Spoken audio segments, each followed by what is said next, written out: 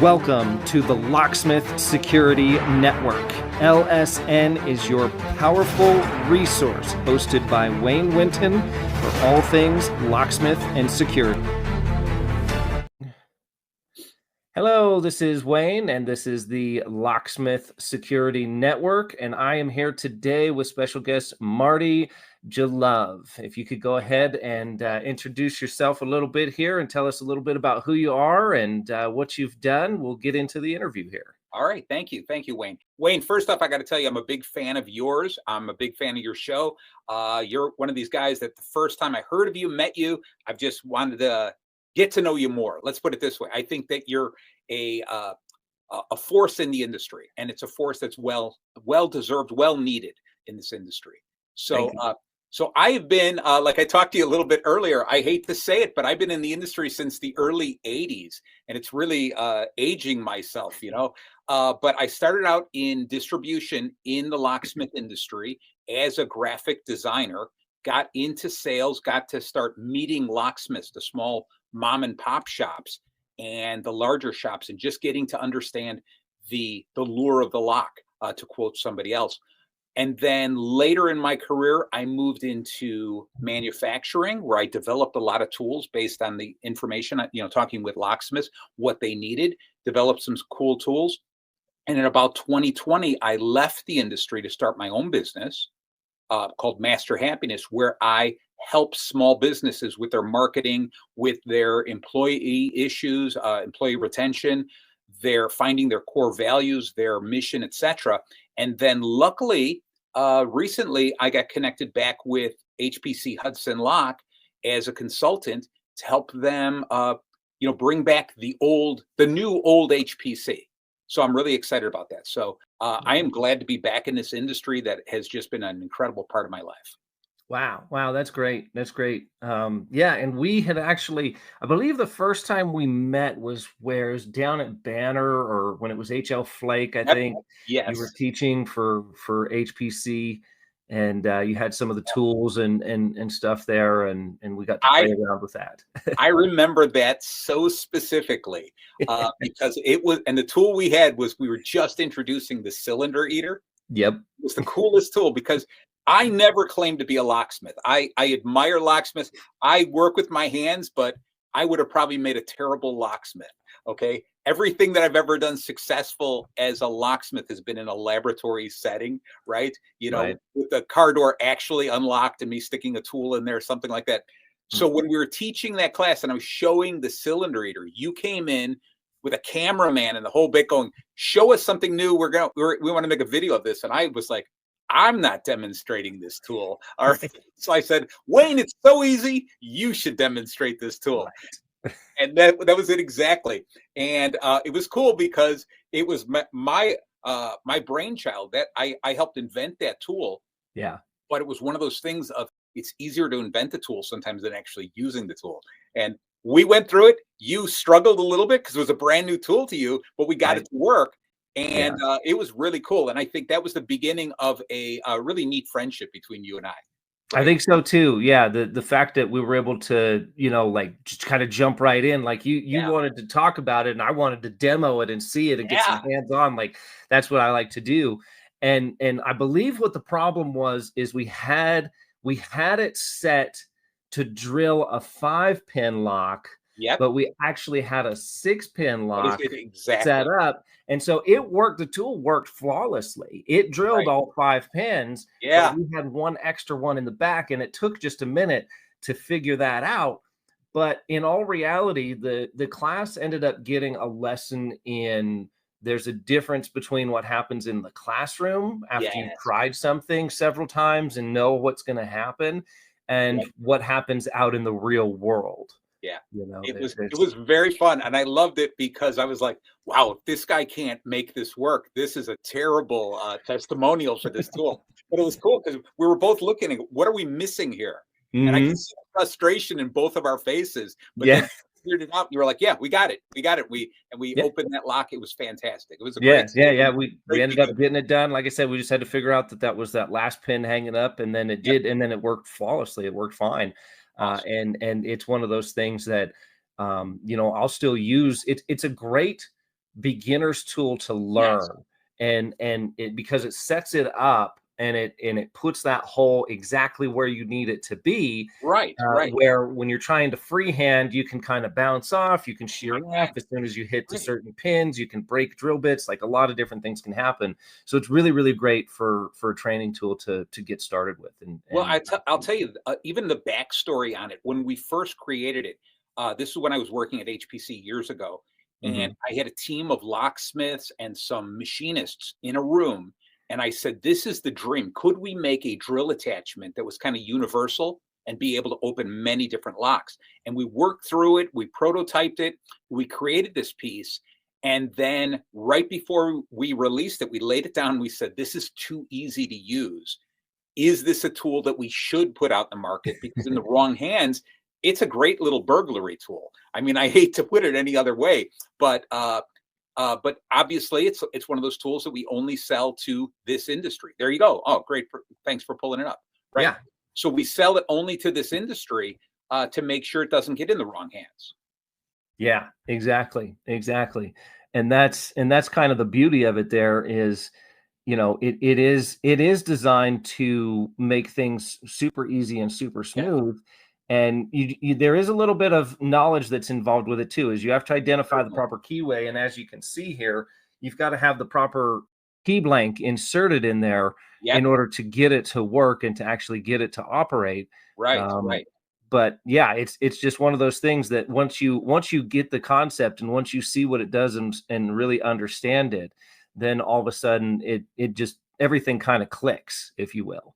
And this has also been one of those ideas of mine, is I've always wanted to make specialty tools specific to the locksmith industry, because I believe if we use standard tools, if a locksmith uses standard tools that the homeowner or the business owner looks at and says, oh, I could get those tools at Home Depot or that kind of a place, what happens is you lose a little bit of credibility. But if you've got specialty tools that do a job in a very specific way, it adds to the credibility of a locksmith. And it says, wow, those are cool tools. Those are specialized. And for a locksmith to say, yeah, these are tools only sold into the locksmith industry means a lot. Yeah, I agree 1,000%. It's like when you pull out a leashy tool today and like pick a lock, you know what I mean? Oh, well, that's not just some lock picks that you can just buy on Amazon or whatever. Right. Well, now you kind of can. I mean, everybody's selling these things. They're knocked off everywhere. I mean, anything that's a good idea is going to get knocked off, and that's the unfortunate part about good ideas. I think that's how you know if it's a good idea or not, if it's not. Yeah. What is it? Imitation is the greatest form of flattery. There you go. So I do agree. We need more of those specialty tools that look the part. And there's part of it in and we'll get to that later in a book that I wrote, but it's that whole idea of a professional presence. Right. And that a good locksmith could get into a car, with a coat hanger and shim, right? Yeah. But what ends up happening is as soon as somebody sees you using those types of tools, they start going, well, why am I paying you so much when you're just getting in? The average consumer doesn't view the value of the service as much as sometimes looking at the tools. Right. So sometimes just a sharper looking tool, a newer looking tool, a specialty tool means a lot more, carries a lot more weight. Exactly.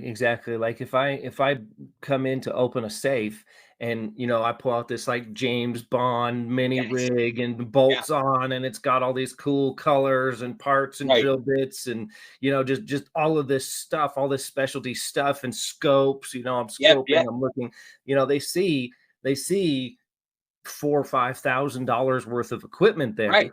All of a sudden, the $500, $1,200 that I'm charging for that job, it kind of adds up and kind of makes sense. I agree. Whereas, and I've had that where, and I've got rebuttals for those people too, who, you open their car in 5 minutes and I still actually use the long reach tool for almost everything. I haven't adopted, I know it's coming.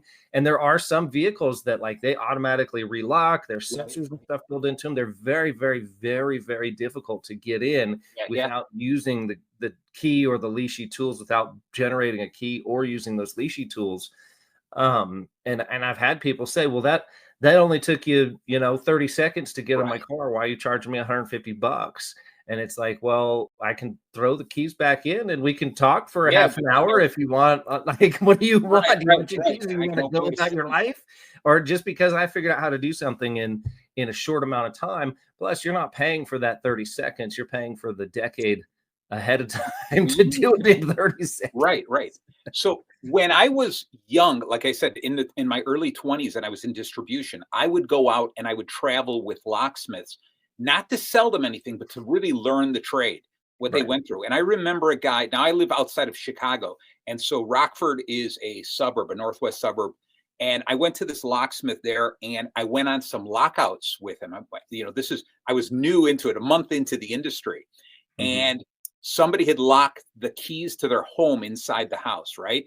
And Mm-hmm. this woman was frantic outside, and the locksmith said, "All right, no problem." He looked at the lock and he told the woman, "I'll tell you what, double check the back door if it's open, right? Just to double check it."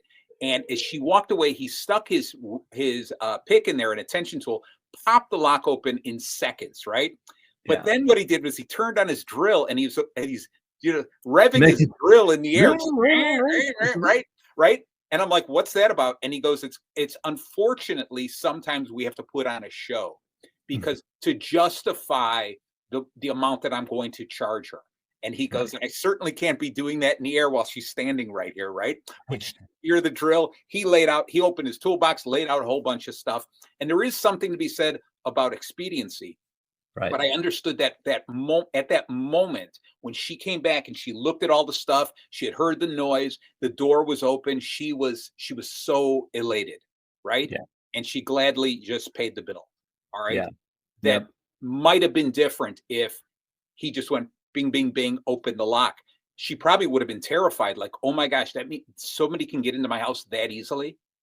Well, see, and there's another avenue too. Yeah. That's a whole nother avenue where I almost kind of like the quick show you that I can pop your lock in 10 seconds or less.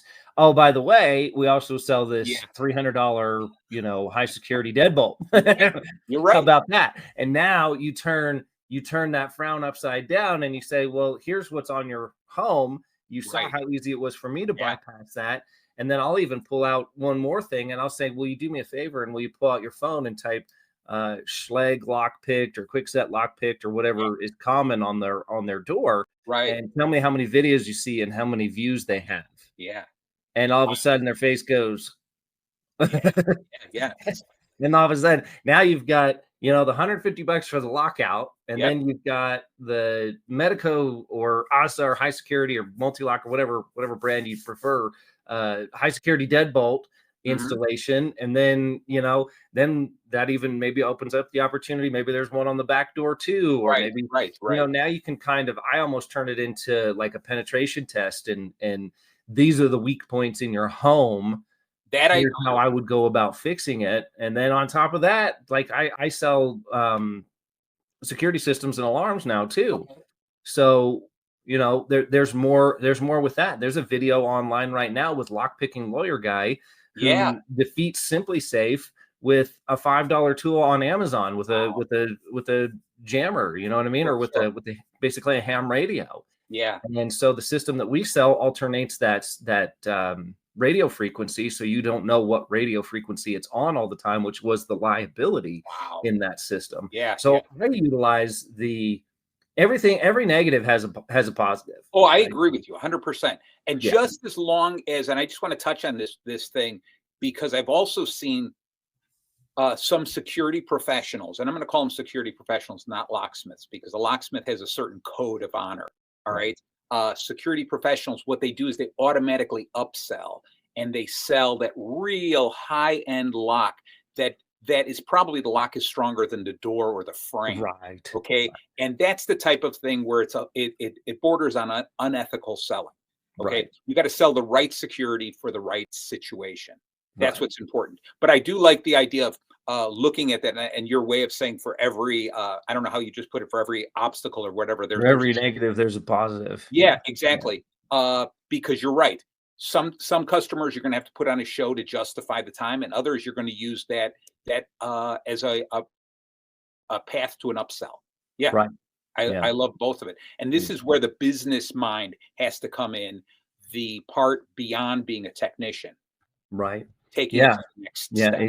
exactly. And there's so many guys out there that are missing those opportunities. Like every cheap little Century safe open that we go do, or every hardware store, box Right. that we open is an opportunity to then say, you bought something that was mass produced. Yep. I'm doing the job you hired me to do. And as a security professional, I feel it's my duty to let you know and inform you about these other products that might meet your needs better. I never come off as like a pushy salesman. Right. And it's not my job to be a salesman, but I do feel it is our job as security professionals and locksmiths and as our code of ethics to tell people, there are some pretty serious vulnerabilities with this system that you have. And that's one of the things that I have a lot of videos online, but I don't have any like safe bypassing videos and stuff like that.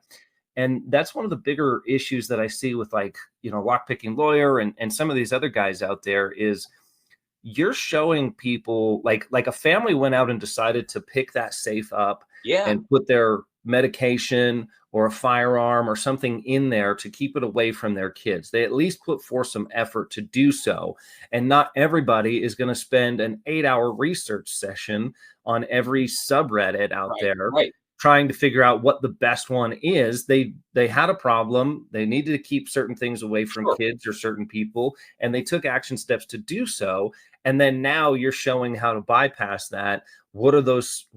Who's watching YouTube? You know what I mean? The people that you designed that you want to keep out of that thing are the ones that are watching it and that are going to find those things and be able to bypass and get access to those restricted items that you specifically wanted to put away. That's kind of where I come in on that. But I mean, there's nothing that I can say. He's going to do whatever he's going to do. Of course. And if not him, it's plenty of other people are going to do the same thing. Yeah, exactly. If you looked at just going back for a second, the cylinder eater, when we put it online, not that you don't have to show it or anything, but when you put it online, what we showed was just a tool entering the lock, and then we'd say, wow, and it opened. Tool entering the lock, wow, and it opened. Because we didn't want to go into great detail to explain it just for that reason. We didn't want somebody who didn't have the knowledge already to come back and go, oh, I figured out a way to do this. Now I know how to drill open a lock. Right. There are certain things that I'm agreeing with you that need to be kept private. Right. For things that are specific to the locksmith industry. Right. And I mean, we live in an age right now where there's really no secrets. I mean, there's way too much information about safes and security bypass online.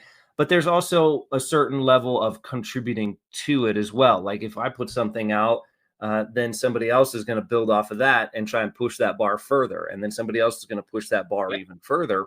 And that's where I kind of like one of the restrictions I put on myself, because some people love the content that I put out. Some people say it's too much and that I put out too much information. Some people say that it doesn't matter because everything's already out there anyways. Right. And really one of the fine lines I draw is, does the manufacturer have a video out? What is the manufacturer doing? And so like airbag tools, like long range tools, right? Those manufacturers have videos of those tools being used in action. Every police officer station, every fire department has them. Like people aren't putting prescription medication and firearms in cars to keep them away from kids. You know what I mean? Like, does that kind of make sense? So, showing how to open up a car isn't really that big a deal right now. There's millions of videos on it. And the manufacturers are actually putting that information out there versus like what you said, hey, how do we show how this tool works, but not really? Like, how do we show what it does and how it works, but how do we kind of not show the details? If you will. And so you talk about shooting what is obvious or what can be seen, not demonstrating the stuff that's behind the scenes, the intricacies, the things that your eye can't see. Like you use the example of a car. I know that anyone who's never opened a car can look in and say, if I could only reach that switch, I could open this, right? And it makes sense. The door opens. So can I open the door just a little bit, stick something in there, right? So those are things that are obvious. But for most people, they don't know what's inside a lock. They don't know about the pins. They don't know about the springs. They don't Right. know that if I drill a shear line, what's going to happen. So Right. that's the type of things that I think need to be kept secret. Not Right. that we can put that genie back in the bottle, right? Yeah, but there's contributing to, and then there's just, hey, there's certain things that are out there. I Yeah, can't control what other people do, but I right. can control what I do, and so Exactly. that's just kind I'm of with the line that I go. And like I said, and then there's everybody's opinion on it. You know what I you. mean? Right. Some people say it's too much. Some people say I put out too much Yeah. information. Some people say it's already out there. You don't blame the maker of the knife or the criminal who stabbed Right. somebody. Exactly. Right. There's a million different ways to look at it. So Right. at Right. the end of the day, what really needs to happen is the individual needs to find out what their code of ethics is and then stick with that. And that's There pretty you much go. what I've done. I love it. And you know what? And just that, where you just touched on, is the first thing I do whenever I work with any business is Mhm. we work on those core values. Right. And what we do is I have worksheets, and I tell people work on it for weeks. Don't Mhm. just say, hey, this is what I believe in, we're done. This is something that really takes time for the owner to think about. What does he value? What does he stand for? And then, or she, and then work with your entire team, get them to do that same exercise, and then come together and discuss it. And you find that there are some very important things you stand for. And it's not Mhm. to say that it's not to say that you're eliminating these other things. And if I pick 5 true core values, it doesn't mean that I don't have other values, but these are the ones I really stand for.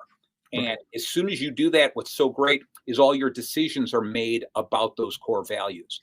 And it touches right with you saying, I'm gonna protect some of the secrets of locksmiths, right? Right. Because part of my code of ethics is to protect the public, protect my customers. Right. And although it would be fun to show this cool video and see how cool I am because I breached this security, although that would be fun, it's against my core values or my code of ethics. And I Right. think that's where every business has to start.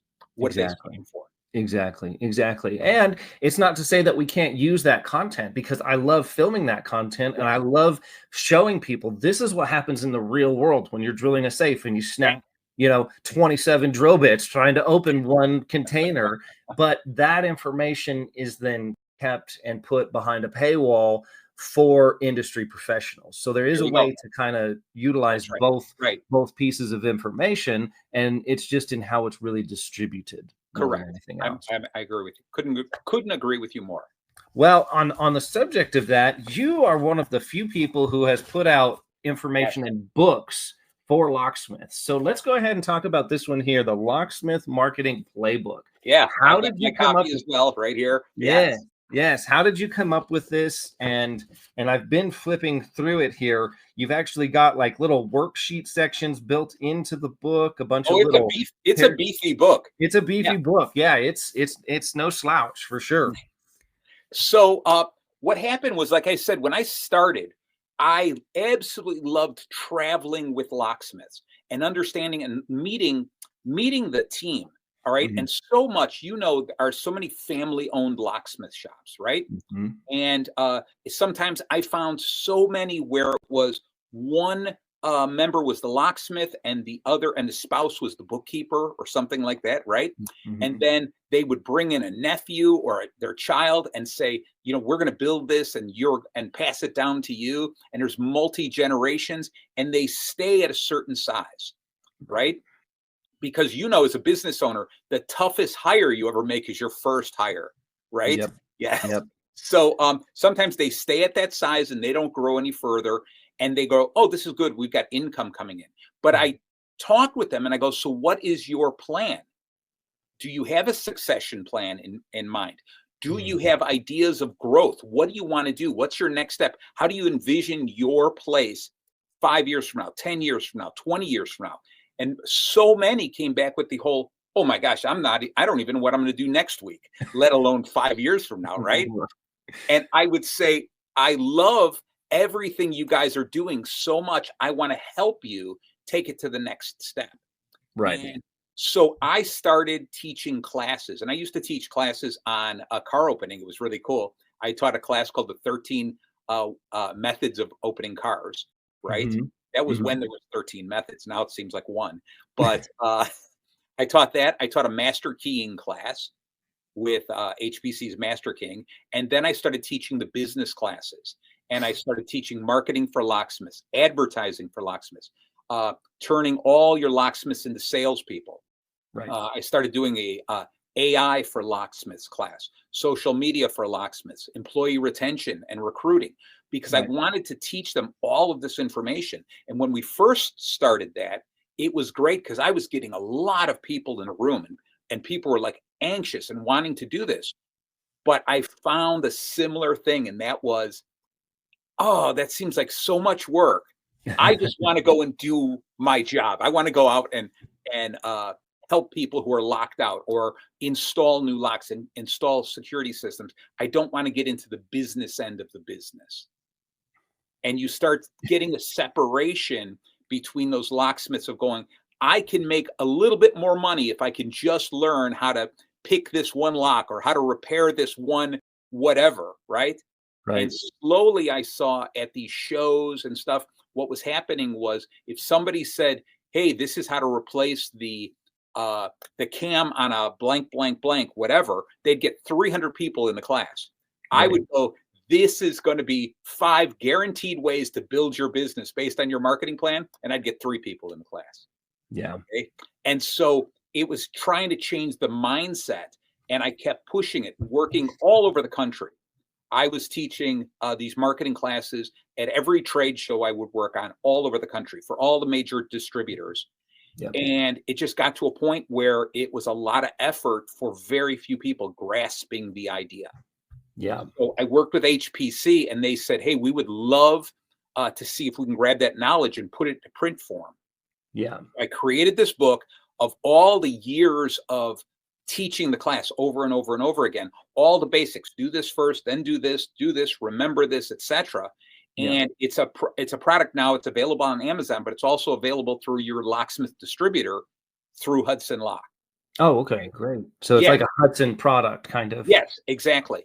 And so it takes a locksmith on a journey right from the very beginning. We talk about in the beginning your core values, trying to establish what it is I stand for, and then moving forward, how do you promote yourself? How do you differentiate yourself? Right. Okay. One of the things, Wayne, you would love this. In the class, when we start, I ask, differentiation is so important to me. That's why you see me, I'm wearing a Hawaiian shirt. I'm branded all the time, right? Right. Is I ask them if I needed a locksmith, if I needed some security help, right? And I'm walking down the street and there's 10 locksmiths, 5 on each side of the street. All right. And they're all saying reliable service, emergency service, right? We do lockouts, etc. They all blend together. What do you do to stand out so that at least I will come and knock on your door? Okay. You might be one of the 1 or 2 that I'm going to go see. What do you do? How do you differentiate yourself? How do you stand out among all of the clutter of so many other people trying to grab my attention? Yep. And I think that's what's so important. And we go through in the classes a lot of times. I tell people, when they're there, show me your business card. Let's redesign it from the ground up. How are you standing out? What makes you special? Yeah. Okay. So I love teaching this class, especially to the locksmith industry, because there's something about them being the last of this core small businesses, right? Right. And it's something that we can still do. If you're committed to it and learn the security industry, this is something that almost anyone can enter this industry. Yes. And feel really good about what they're doing for the public. Yeah. Yeah. And like you said, with business cards, I mean, we kind of teach very, very similar things. And I've done that too with marketing. And really my main focus was social media was, how do we get your business on Google? How do you maintain your Google My Business listing? How can you utilize Facebook and Instagram and TikTok and all these other avenues to help, motivate and advertise your business? Right. And like you said, like the business card, like that's one of the very first things. I don't know if I have one handy. Maybe not, but the one of my ones, the card is oval, and it says Safe Kraken, like with a K, like the mythical creature, right? I had an ambulance with that on there. It looked like an Right. old safe, big bright gold lettering. And people would literally ask me, you know, oh, are you guys the ones with the big black trucks? You know, yeah. You know, that's branding, right? Right. Completely. You need to be able to stand out like that. Yeah. Now, I want to throw out one great little tip for anyone who's listening to the show, what they can do that's beyond the business card, right? Yeah. And think about this. If what I really want, especially today, is instead of me handing you a business card that they're going to lose somewhere, it's going to stay in their pants in the wash and they're going to lose my card, right? I want you to put my name in your phone, right? Yeah. That would be the ideal thing. And I want it to say locksmith. So if they ever need a locksmith, they're going to go to their phone, look up locksmith. But I want to make an impression with you so that you'll remember, oh, that's right. I do have a locksmith, a great locksmith in my phone. So in case somebody needs one, right? But how do you get somebody to open up their contacts and put your name in there? All right. And one of the things I do is you have to come up with your own kind of code system. All right. And let's say you do a lockout. You get to somebody's vehicle, you pop open their door, you let them in the car, you tell them, hey, I'll tell you what, if you'd like, we can make you an extra key to your vehicle. We can make you a key to the front door of your business. We can make you a key to the front door of your home, whatever it is. Come up with a coding system and you say, enter my name in your phone, and in the notes, put this code in there. All right. The code means nothing to anyone, right? Don't use the regular automotive code that anyone can decipher. Don't use a direct digit code that anyone can cut the key. Use a specialty code, and it could be your invoice number and the date, etc. Now what you do is you tell them at any point in time, if you are locked out of your vehicle again, you can call me, give me that code that's in your notes, and at the shop, I will cut you a brand new key and come over there. Now all you have to do is pay for the key and my travel. You won't have to pay for me opening the lock, an emergency, lockout. Decoding. Yeah. Right, exactly. And just that in itself, and you tell them immediately. And if you'd like, let's create codes for your home, your business, your other vehicles, etc. And suddenly you become a valued member of their family because you become their security specialist. You become the guy they go to for help. Yeah, exactly. And then now I think I have one of those cards too that I've actually got it in my wallet here. One of these little guys here. Yeah, the dot cards. Yes. Yeah. So boom, that comes out, and then I love it. Basically just put this up against their phone, and then boom, all my information's there, and I tell them, hey, add me as a contact, put me in your contacts as locksmith, because here's the deal. We all know how expensive Google My Business Google guaranteed pay-per-click ads are. You know, people are paying $10, $15, $20, $30, $40, $50 a click to get that one call. And anytime you can leave any kind of advertising, I'm a huge fan of putting, like little QR codes and stickers and stuff, like this little guy right here. I can put that on a door and it doesn't say locksmith anywhere on it. It just says scan for service. And what happens is now that's right above the lock, and they know that, hey, when they call somebody like a handyman or somebody is looking, they're looking for a phone number, they're looking for some kind of indication to call. Right. And that works great. The other thing this works really well for is that's on the door. So if they're closed or something, like people who come up, is random customers, they'll scan it, and it actually drives a tremendous amount of foot traffic to my website. Oh, that's awesome. That's awesome. It may not be exactly what they're looking for, and every now and then I get a phone call, hey, are you guys open? No, we're just the locksmith. We work on the doors there. But if here's their store hours or whatever. Right. Yeah, I do like that. And I love it is to put your information right at the pain point. Yes. Right. If you have a problem, it's right there. That's it. The solution is just a click away. Yeah. And what I found over the last decade is managers come and go. Those personal connections come and go. People come and go. This little sucker stays right there, and it's there all the time. And then I get introduced to that new manager. I get introduced to that new person. Sure. And I actually did a keynote presentation for Pop-A-Lock. About how to Google proof your business. And that's one of the things is personal branding, leaving something at the site of each door. Now you can't do that really on residential, applications, but you can leave keychains. You can have keychains. You can have the cool little keychains, little bottle opener keychains. People love those. Having individual stamped keys with your company logo and stuff on them. Anything for them to have a direct line to you. Right. Anything that is of value to them. Right. I don't think the world needs any more stress balls. Right. But anything of real value that you leave along with showing that you are the one offering value. Yeah. Okay. So give me something worth holding on to. Yeah. Right. And a memory that you're the right person to call. Yes. I think that's what's really important is this idea of differentiate yourself so you stand out. Yep. And secondly is add so much value to them they don't want to forget you. Right. Okay. Yeah. That's what's so very important. Exactly. Well, let's just go ahead and jump into this one here. Oh, so you like that one too. Legends of Sales.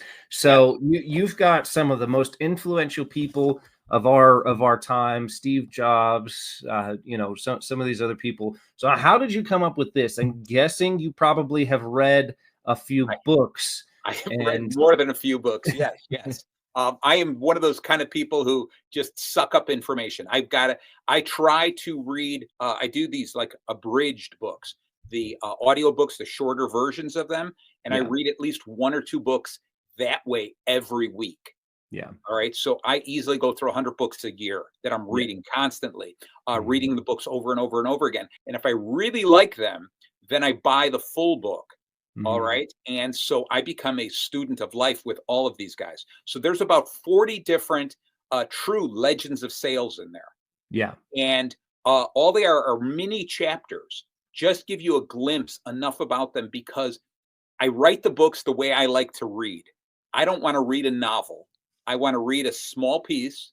Okay. Oh, there you go. Yeah, exactly. So that's a glimpse of some of the books and where you can get those books. That's just a glimpse. I haven't updated in a while of some of the books that I've read. Right. All right. And so a lot of that information of the other authors of the things that they've said, I've reused in some of my own books. Right. But that book, The Legends of Sales, like I said, is about 40 people. It goes on from like people like Socrates, okay, all the way up to the Wolf of Wall Street. Mr. Beast is in there. Jordan Belfort. Yes, exactly. So anyone in sales is going to know him. Yeah. And so what we do in that book is do a short introduction. This is who this guy is. The second part is what is their claim to fame as far as being a sales legend or a marketing legend. Right. All right. How you can use it for your own business, like what you can learn from them. Right. And then it breaks it down. Then I do a small intro on putting their ideas into process, right? And then finally give you 3 points to remember about those guys. Yeah. And there's little spots where you can take notes and kind of add stuff and do all of that in there too. So I am working, just so you know, Wayne, I'm working on part 2, The Legends of Sales #2.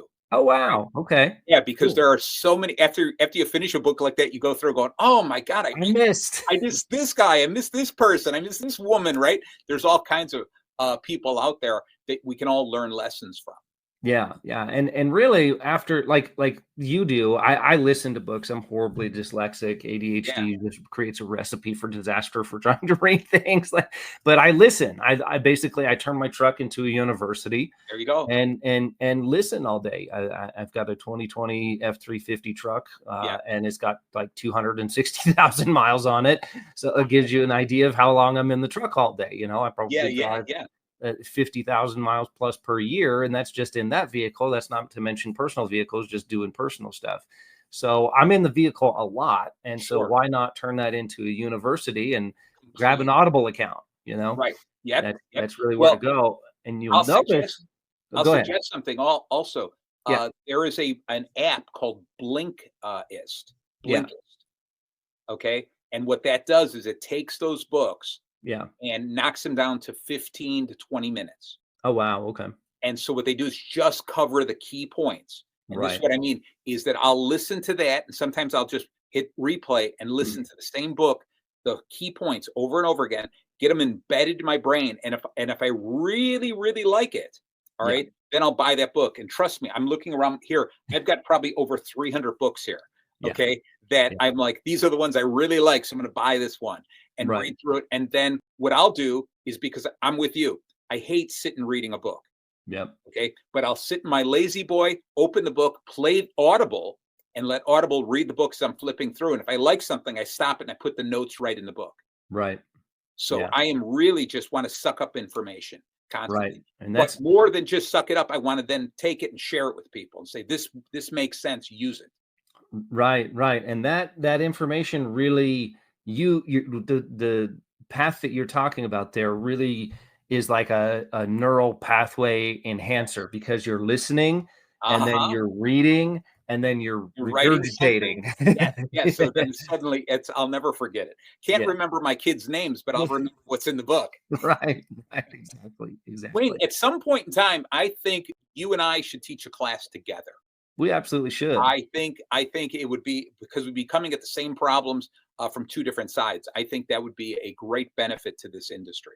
I think it would be great too, and we now have the abilities to do that. I think putting together something in like an on-demand webinar series would be great, and then we could try and get it through distribution as well. I'm finally having success breaking down those walls, and I, like you, like on that point, I, like you, found a little bit of frustration with trying to offer sales and marketing classes and business classes at trade shows and conventions.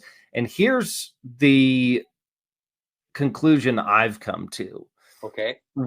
One of two things is happening, and probably a little bit of both, is at a trade show, they can only get that specific information about that car or that safe or that lockpicking class or that leashy class. And they want to save that hands-on time for that master instructor, for that one thing that they know is going to directly affect them the most. And that's the only time that they really have to do that, is at a trade show and convention, hands-on atmosphere. Whereas the business classes kind of fall secondary. That's true. That's you know what? That's a valid point. But it's not that they don't want it, and it's not that they don't need it. It's just, I don't think it fits in that particular setting as good as some of those other options. And it's obvious. I mean, you and I have taught, you offer these classes and 3 to 5 people show up. And it's usually the office lady or something, Right. It's unfortunate. Like, I hate that. It's like, so how long you been in the industry? Oh, I'm not in the industry. My dad just said that I should take your class. Right. Exactly. But where if we were to offer that as like an on-demand type of thing, now people could absorb that on their own time, and they could even, like I said, like this, like they can listen to it. You can listen to it while you're cruising around. You don't have to watch and follow along and write down a bunch of stuff. But I think that would be a great opportunity, and we should definitely work on something like that. And if you've got some information that's already put together, that would be great, and I would love to do that with you for sure. Yeah, let's have a whole separate conversation on that, because I think there's an avenue there, and I like the way you laid it out, because that makes a lot of sense on why they've got to strike when the iron is hot, and it's a hands-on piece that might be the only opportunity they get that. Yeah. What I don't like is they're going to go, the marketing class or the sales class, the employee retention class is important. I'll get to that later, and unfortunately, getting to it later sometimes never happens. It does. Yeah. And that's the problem with it. And then there again, I mean, I don't like to say this, and it comes across a bit negative, but the locksmiths are terrible businessmen for the most part, men and women. I mean, I really hate to say it, but a lot of times they are. And it's because of those things that you mentioned. How many cases can you think of where the guy works all his life and didn't hire people, didn't bring other people on, or maybe did 1 or 2. And then now he's 60, 70 years old. It's time to retire. And what does that business really have to offer? You've got a van, some tools, maybe a Google My Business listing that's got some reviews. But really, at the end of the day, that doesn't hold any tangible value or any asset value like it used to. If you were selling your business in the 80s and 90s, sure, you've got the #1 phone book ad, you've got a full page ad there, you've got a lot of things where that business it took a year or 2 to start up. You can't, it's not like now where you just click and you're live and you hang your shingle and now you're a business operator. Right. Like it's instant gratification. It took some time. And so that has also stripped away the value of those pre-existing lock shops. And so now guys get to the end of their career and there's not a whole lot left there. And it's certainly not what they need to retire on. I mean, I don't know about you, but right now, if you don't have $1 million in the bank by the time you go to retire, even then, you're still not really, I mean, that might get you another decade or two. Right. But it's not a lot. It's sure not a lot. Yeah, you got to plan on dying soon. Yeah. I mean, and it's horrible to think about that we've been blessed and cursed with this self-realization of our own mortality. Yeah. So what are your thoughts about locksmiths?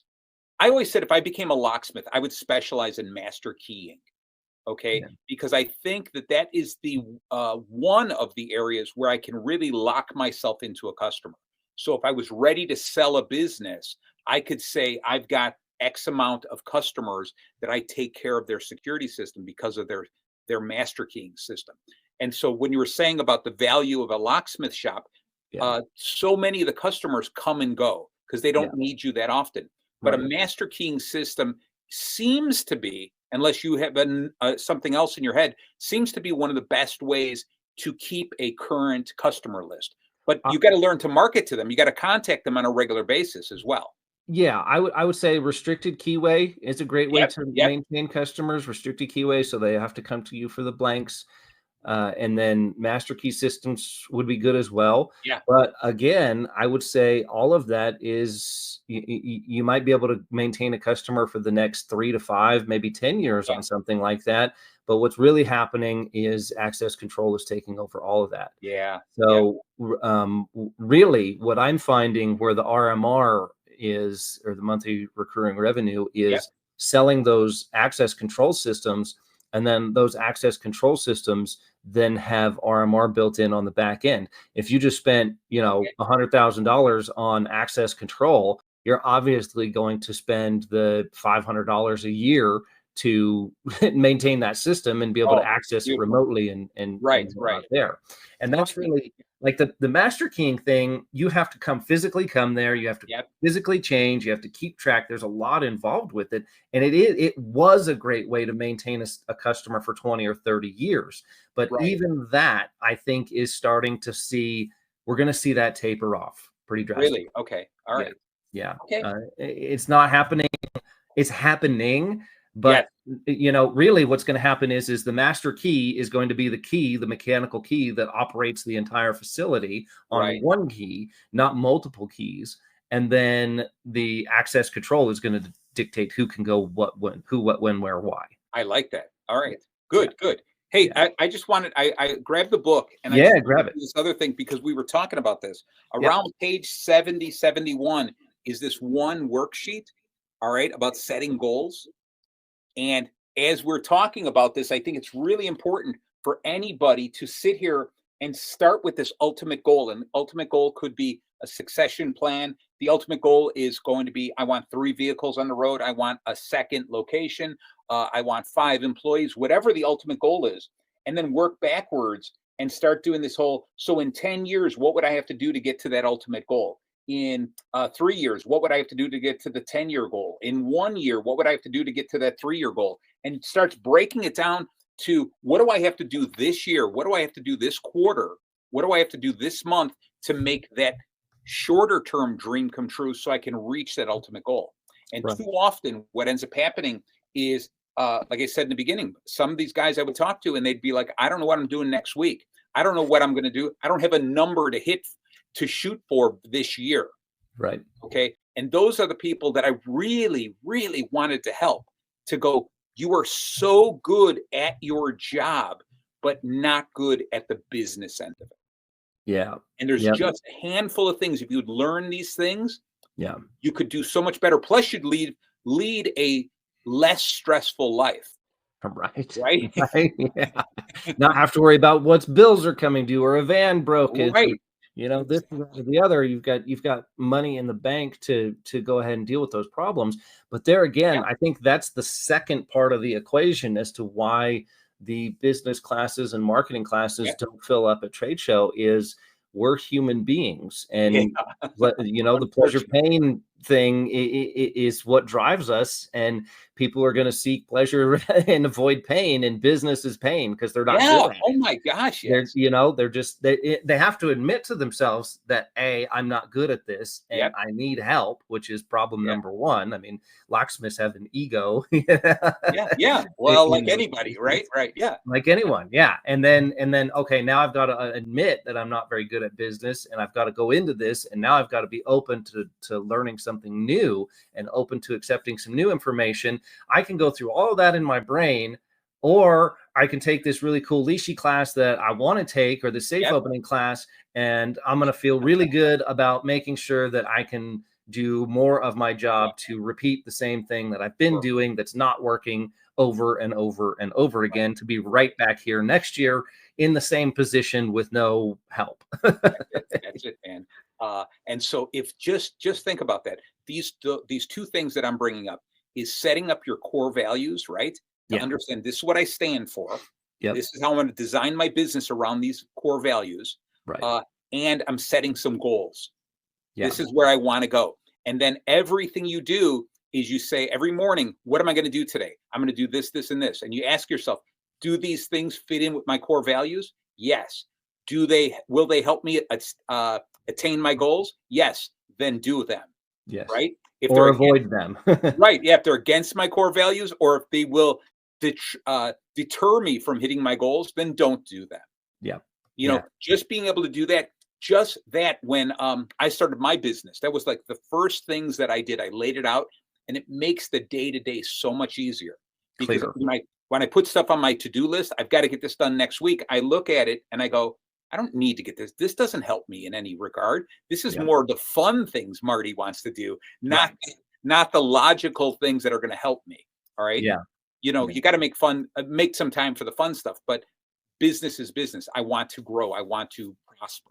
So I've got to have a plan and do it. Yeah. You got to have a GSD list, get stuff done list, and that has to work with your core values. And like you said, and I know that goal setting, it sounds cliche. You've heard it since you were a little kid in elementary school, goals. What they've really found out, and I'm sure you understand the science of this as well, based off of your library, is that people, they've done studies. I think Harvard or somebody, Yale or somebody did a study, and they followed these kids, and they said, all right, well, here's this batch of 100 kids, and they set goals, and later in life, something like 80% of them, were much further along, much happier in life, much more financially stable, et cetera, versus the people that didn't actually write those goals down and just kind of bounced around like a pinball. And they actually followed up with them when they were in their 20s, when they were 25, when they were in their 30s, when they were in their 40s.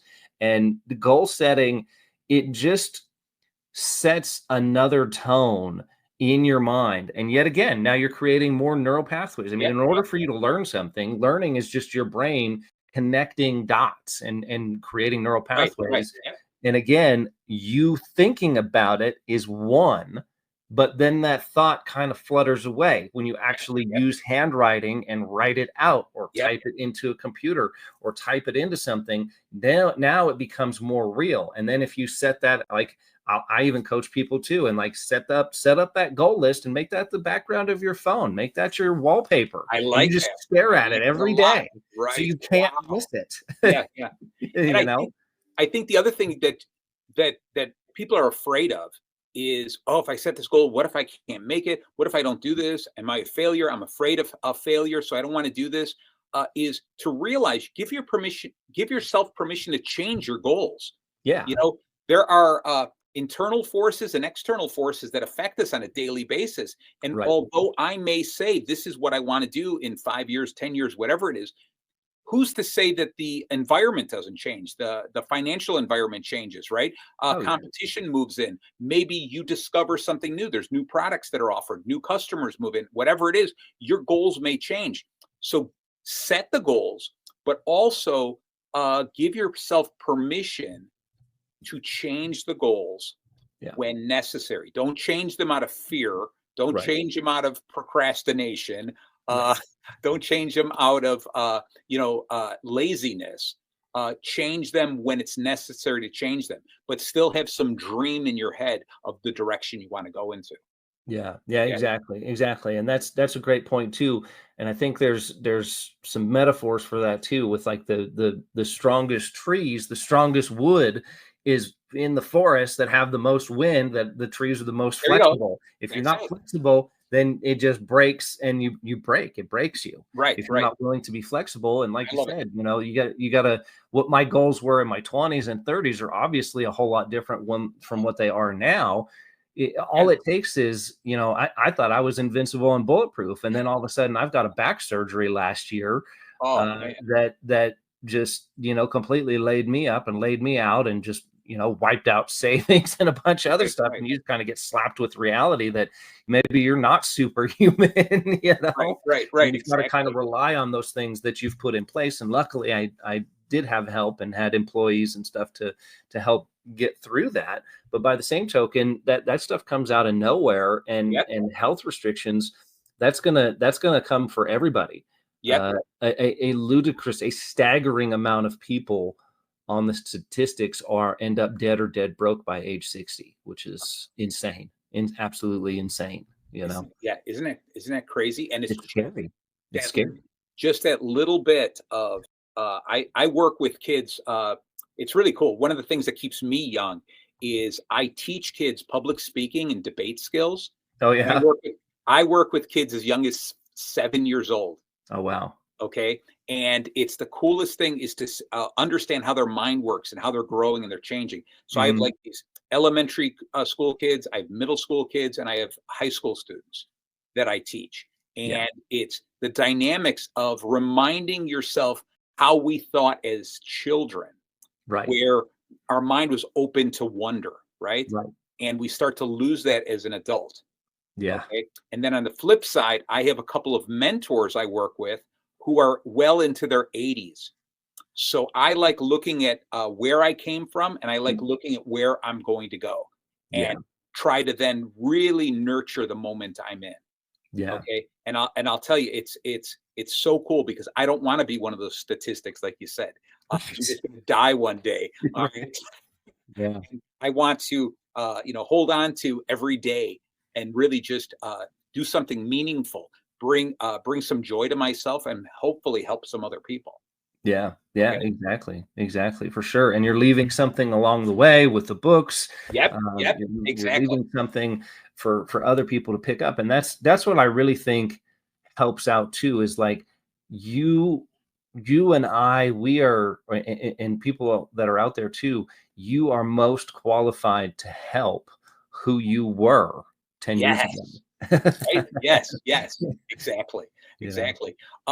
So I want to add one other thing to this whole thing, and it's just really genius stuff about how to lead a fulfilling life. Okay. And it's really leading a good life, a fulfilling life. And it's 3 different parts to it, right? And I call it shine, sharpen, and share. And the reason the reason it's important here, this is not just me getting philosophical, but this is important because it'll help your business as well as your life. And it's the shine, sharpen, and share. So the shine is find those things you love and that you're good at that bring you joy. And I don't care if you say it's fishing, it's golf, it's picking locks, it's barbecuing, whatever it is. Find those things and give yourself enough time for personal happiness.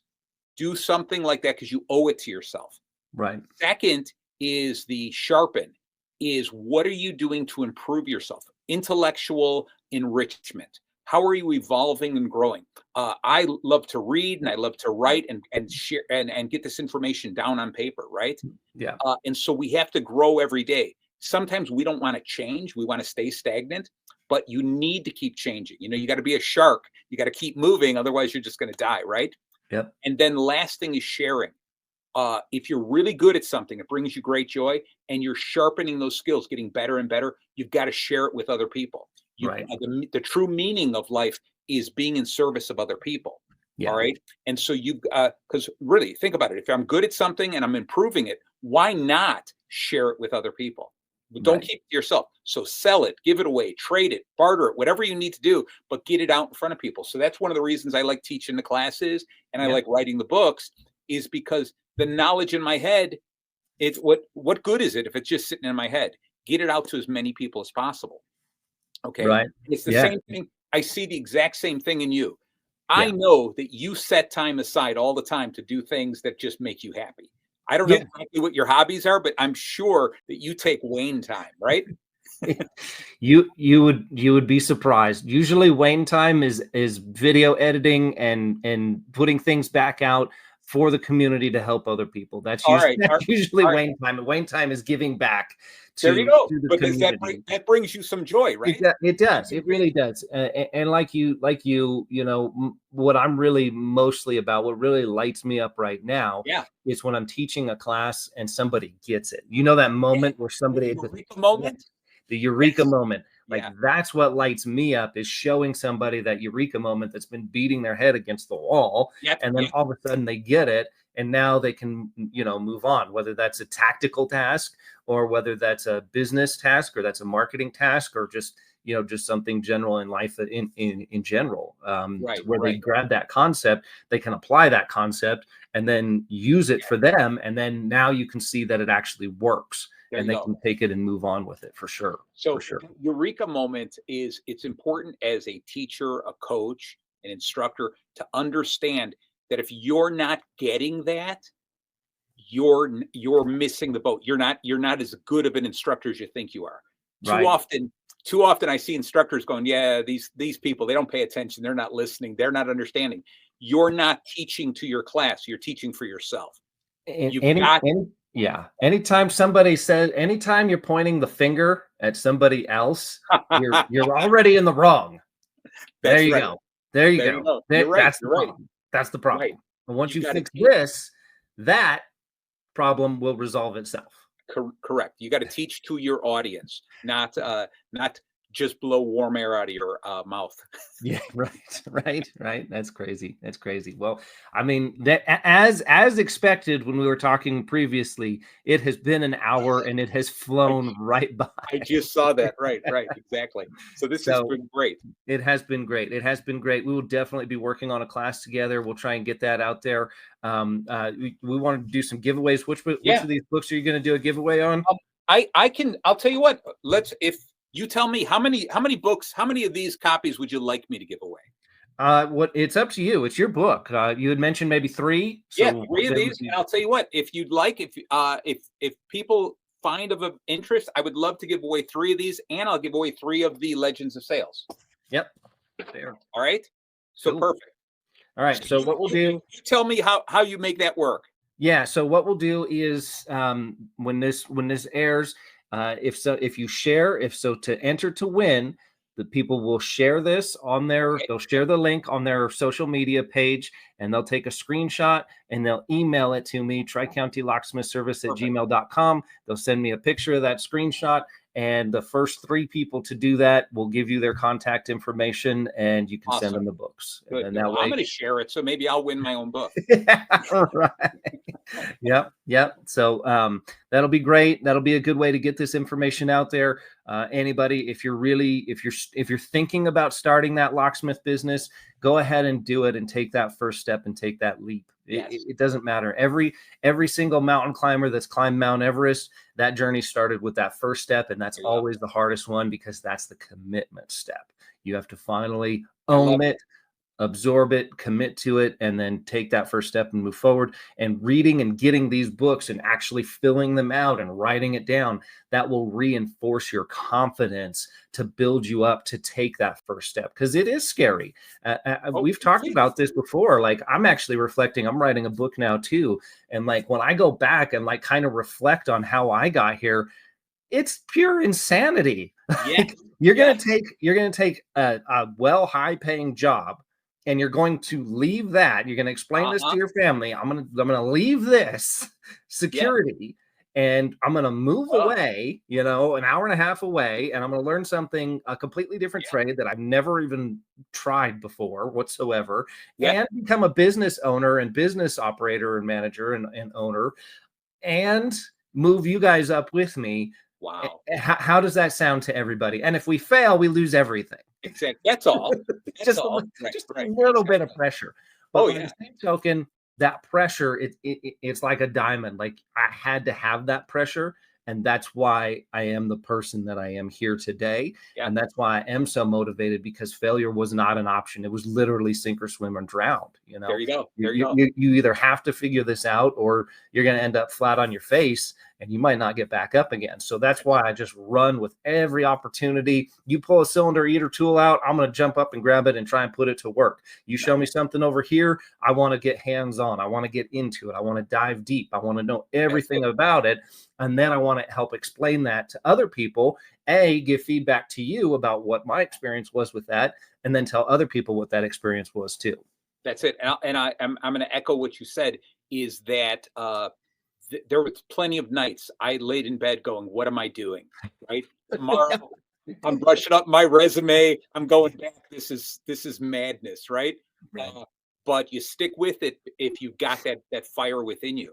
Yeah. And I like you mentioned that, like, that sink or swim is the idea of, I view life as that swimming pool. And some people come running out of the locker room and just jump in. Other people climb the ladder, do a perfect swan dive. Some people have to dip their toe in slowly.